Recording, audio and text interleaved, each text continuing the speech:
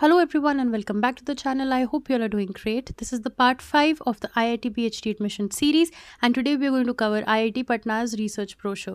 Before moving ahead, do subscribe to our channel, press the bell icon button and like our video so that you don't miss any update regarding PhD and research opportunities. तो जैसे ही IIT Patna की आप website open करोगे वहाँ पे आपको academic affairs दिखाई देगा। अब हम यहाँ पे देख लेते हैं एक बार कि क्या एडवर्टाइजमेंट शो हो रही है for PhD। As you will click on the advertisement आपको यहाँ पे ये दिखाई देगा. Now let's look at the departments that we have first. We have chemical and biochemical and engineering. We have chemistry. We have civil and environmental engineering, computer science and engineering. Then we have electrical engineering, humanities and social sciences, mathematics, mechanical engineering, metallurgical and materials engineering, physics. ठीक है. अब यहाँ पे आपको साथ में ये देखना है कि क्या क्या रिसर्च एरियाज दिए हुए हैं under every department. So if your interest and you are going to apply in the humanities and social sciences department, तो आपको देखना है कि इनके पास है PhD in English, PhD in geography, sociology, linguistics, human resources and OB, psychology, economics and IPR, intellectual property rights. ठीक है. तो यहाँ पे आपको ये देखना ज़रूरी है कि जिस डिपार्टमेंट में आप अप्लाई कर रहे हो वहाँ पे आपका एरिया ऑफ रिसर्च है या नहीं है. So once you figure that out, let's look at what are the types of PhD categories here. The first category is regular and full time. ये वो कैटेगरी है जहाँ पे स्टूडेंट फुल टाइम करेगा काम अपनी PhD में. सो फर्स्ट इसके अंदर हमारे पास है टीएशिप. सो टीएशिप इज़ फॉर पीपल उनके जिनके पास JRF की क्वालिफिकेशन नहीं है. सो ये स्टूडेंट को डायरेक्टली असिस्टेंटशिप मिलेगी फ्रॉम द इंस्टीट्यूट इटसेल्फ. और यहाँ पे उन्होंने क्या बोला है कि जो डिग्री है आपके पास होनी चाहिए BTech, Bachelor's of Engineering, BSc, MSc, MA, MBA, MCA equivalent degree with a valid GATE score होना चाहिए आपके पास, या आपके पास एक नेट क्वालिफिकेशन होनी चाहिए.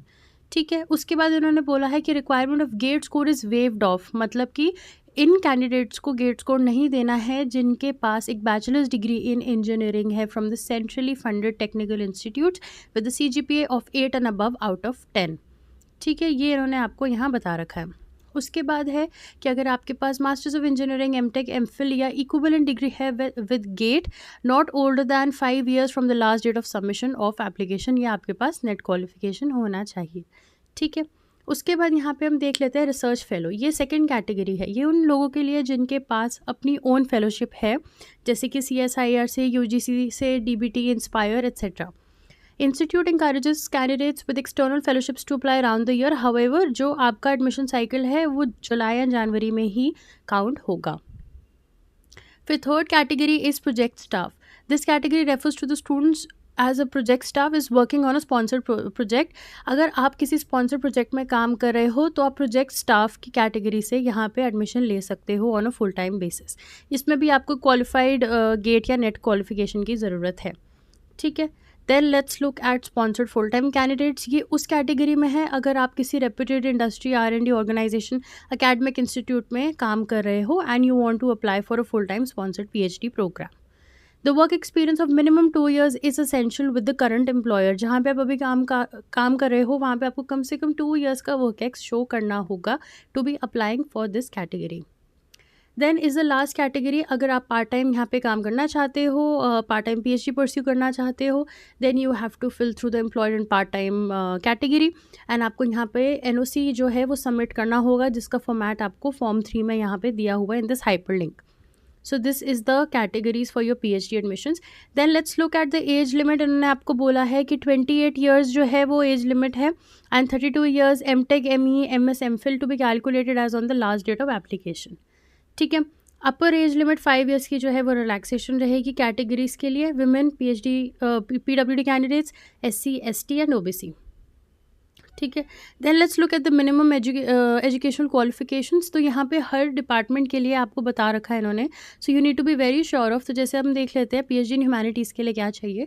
For admission to the PhD programme in HSS आपके पास या तो MPhil और masters degree in arts, commerce, sciences, management या बिजनेस होनी चाहिए with a minimum CGPA of 6.5 और 60% मार्क्स, या आपके पास मास्टर्स इन इंजीनियरिंग, टेक्नोलॉजी और डिज़ाइन होना चाहिए with the relevant area with the minimum of 6.5 और 60% मार्क्स, या आपके पास बैचलर्स डिग्री इन इंजीनियरिंग होनी चाहिए, टेक्नोलॉजी या किसी भी रेलिवेंट एरिया में with a CGPA of at least 6.5 और 60% मार्क्स.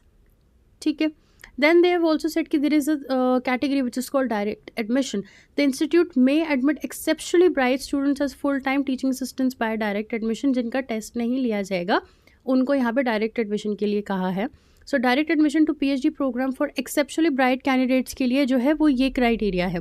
अगर आपने बीटेक बीएस फ्रॉम CFTIs आपने लास्ट 5 सालों में वहाँ से ग्रेजुएट किया है और आपका CGPA ग्रेटर दैन और इक्वल टू 8 रहा हो, या आपने मास्टर्स किया है फ्रॉम IITs और IISc with in the last 5 years और आपका CGPA जो है वो 8.5 से ज़्यादा रहा हो.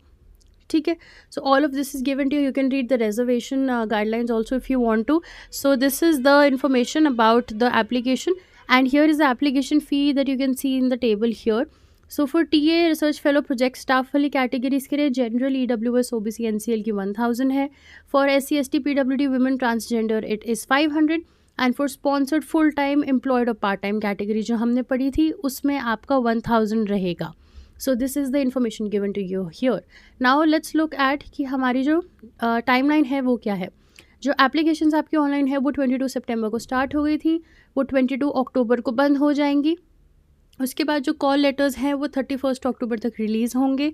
उसके बाद एग्जामिनेशन की जो डेट्स हैं वो 10-15 नवंबर के बीच में रहेंगी and the tentative result will be told to you around 21st November. So all of this information is given to you here. I am going to attach the links in the description box. Apart from this, you can also see this link here is your application link. आपको यहाँ पे click करना है.